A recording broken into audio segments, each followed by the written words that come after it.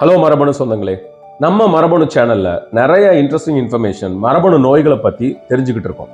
அந்த வரிசையில் மே 8ஆம் தேதி வேர்ல்டு ஒவேரியன் கேன்சர் டே.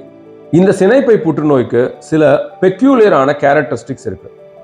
சினைப்பையில் ஒரு புற்றுநோய் வந்துச்சு அப்படின்னா அது வெளியே தெரியறதுக்கு ரொம்ப காலங்கள் எடுக்கலாம்.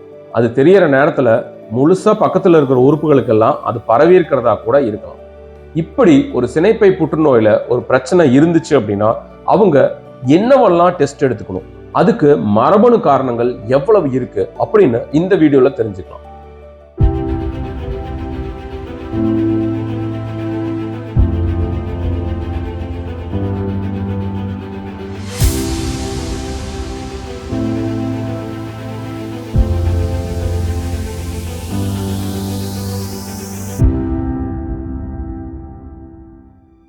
நான் முன்னாடியே சொல்லியிருக்கேன், cancer is a genetic disease. ஒரு உறுப்புல செல்லுலர் மல்டிப்ளிகேஷன்ஸை கண்ட்ரோல் பண்ணக்கூடிய ஜீன்ஸ் ஒழுங்கா ஒர்க் ஆகாததுனால அன்வான்டா நிறைய செல்லுலர் மல்டிப்ளிகேஷன் நடக்கிறது தான் அந்த டியூமர், கட்டி, கேன்சர் அப்படின்னு நம்ம சொல்றோம். இந்த மாதிரி ஒரு உறுப்போட மட்டுமே அது நின்றுச்சு அப்படின்னா பிரச்சனை இல்லை. அது ரத்தத்திலையும் இருக்கக்கூடியதாக இருந்தா அது பரம்பரையா வரக்கூடிய கேன்சர் அப்படின்னு நம்ம சொல்ல முடியும். இதுக்குரிய சயின்டிபிக் டேர்ம்ஸ் என்னன்னா சொமேட்டிக் germ line.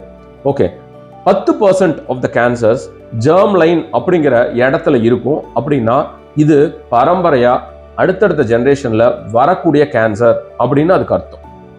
ஸோ 10 பேர் அவங்களுக்கு கேன்சர்னு ஐடென்டிஃபை பண்ணா அதுல ஒருத்தருக்கு பரம்பரையால வரக்கூடிய கேன்சராக இருந்திருக்கலாம்.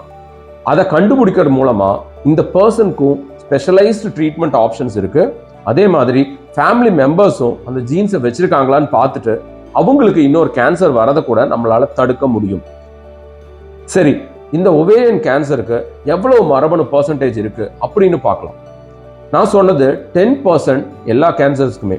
ஆனா இந்த ஒவேரியன் கேன்சர்ஸ்க்கு 25% ஜெர்ம்லைன் கேன்சர்ஸ் இருக்கலாம் அப்படின்றது தான் இதுவரைக்கும் நம்ம கண்டுபிடிச்சிருக்க விஷயம். ஸோ 10 பேர்த்துல 2-3 பேருக்கு மரபணு ரீதியா வந்த சினைப்பை கேன்சராகத்தான் இருக்கும். அப்படி பார்த்தா சினைப்பை கேன்சர்னு வந்துட்டாலே அவங்க கண்டிப்பா மரபணு டெஸ்டிங் எடுக்க வேண்டியது ரொம்ப ரொம்ப அவசியம். 10ல் 2-3 பேருக்கு அப்படி இருக்குது அப்படின்னா அவங்களுக்கு நம்ம கண்டுபிடிக்கிறது மூலமா அவங்களுக்கு ஒரு ஸ்பெஷலைஸ்ட் ஃபாலோ அப் கேர், அதே மாதிரி இந்த ஜீனை ஃபேமிலி மெம்பர்ஸ்க்கு எல்லாத்துக்கும் ரீசெக் பண்ணி அவங்க யாராவது அட் ரிஸ்க்ல இருக்காங்களா, அவங்கள எப்படி எர்லியரா கண்டுபிடிக்கிறது அப்படின்ற இன்ஃபர்மேஷன் கூட இந்த ஜெனடிக் டெஸ்டிங் மூலமா நமக்கு கிடைக்கும். யோசிச்சு பாருங்களேன், சினைப்பை கேன்சர் கண்டுபிடிக்கவும் முடியாது, ரொம்ப லேட்டா ப்ரெசென்ட் ஆகும், கண்டுபிடிக்கிறப்ப எல்லா பக்கம் பரவி இருக்கும்.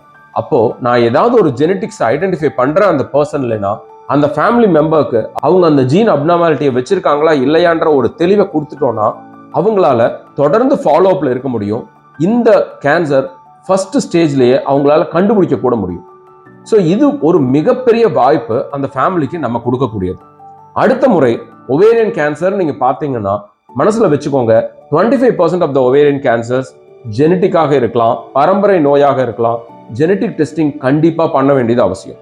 இந்த ஜெனட்டிக் டெஸ்டிங் பண்றது மூலமா இன்னொரு ஒவேரியன் கேன்சரோட ஒருத்தவங்க அந்த ஃபேமிலியில பிரசன்ட் ஆகிறத நம்மளால தடுக்க முடியும் அப்படின்னு ஞாபகம் வச்சுக்கோங்க.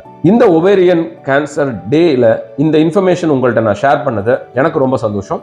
மீண்டும் ஒரு இன்ட்ரெஸ்டிங் இன்ஃபர்மேஷனோட சந்திக்கலாம் நண்பர்களே. நன்றி, வணக்கம்.